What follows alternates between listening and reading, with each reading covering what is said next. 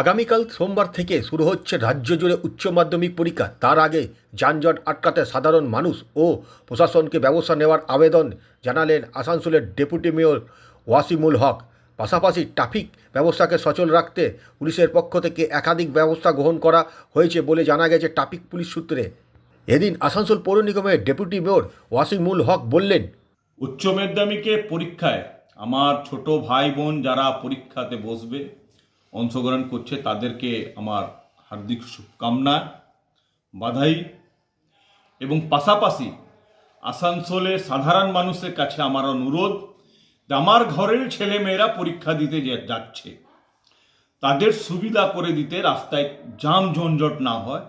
যারা গাড়িটা পার্কিং করছেন পার্কিং জোনে পার্কিং করুন, এবং রাস্তা সাইডে রোডের কিনারে যারা ব্যবসায়ীরা ছোট ছোট দোকানদাররা ব্যবসা করছেন তাদেরকেও আমি ক্ষতি করতে চাইছি না, কিন্তু ওনাদের কাছে আমার অনুরোধ রইল যে রাস্তাটা ছেড়ে আপনারা ব্যবসা করুন, রাস্তায় কোনো জাম ঝঞ্ঝট না হয়।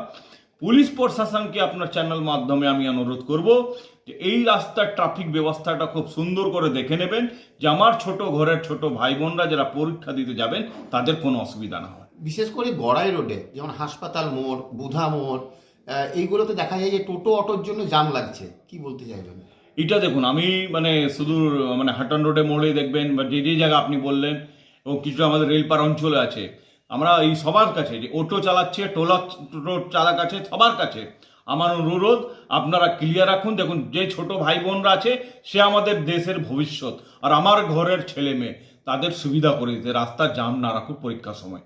আসানসোল শিল্পাঞ্চল বাসিন্দা পিন্টু রায় বললেন, সমস্ত আসানসোলবাসীকে একটা বিনীত অনুরোধ করছি যে আগামীকালকে যে উচ্চ মাধ্যমিক পরীক্ষা হচ্ছে, সেই উচ্চ মাধ্যমিক পরীক্ষা আসানসোলের সমস্ত ব্যস্ততম যে সমস্ত রোড আছে, হটন রোড থেকে নিয়ে আরম্ভ করে ইসমাইল থেকে নিয়ে আরম্ভ করে তামাম আসানসোল, যে সমস্ত 106টা ওয়ার্ড আছে, যে সমস্ত ব্যস্ত শহরগুলো রাস্তাগুলো আছে, সেগুলোতে যদি এই টোটো থেকে আরম্ভ করে সমস্ত গাড়িগুলো একটু ট্রাফিক রুল মেনে যদি দাঁড়ায় এবং দোকানপাটগুলো যদি একটুখানি পেছন করে নেয় আপ টু পরীক্ষা অবধি, তাহলে পরীক্ষার্থীরা ঠিক গন্তব্যস্থল ঠিক সময় পৌঁছাবে এবং আমাদের কাছে আসানসোলের বুকে একটা বিরাট বড় বার্তা আসবে যে আমরা খুব ডিসিপ্লিন হইতে আসানসোল চলছে এবং আগামী চলবে।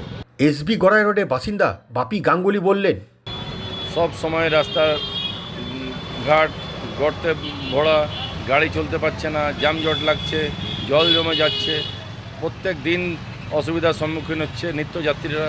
আর কাল থেকে পরীক্ষা চালু হলে আরও যানজট বাড়বে।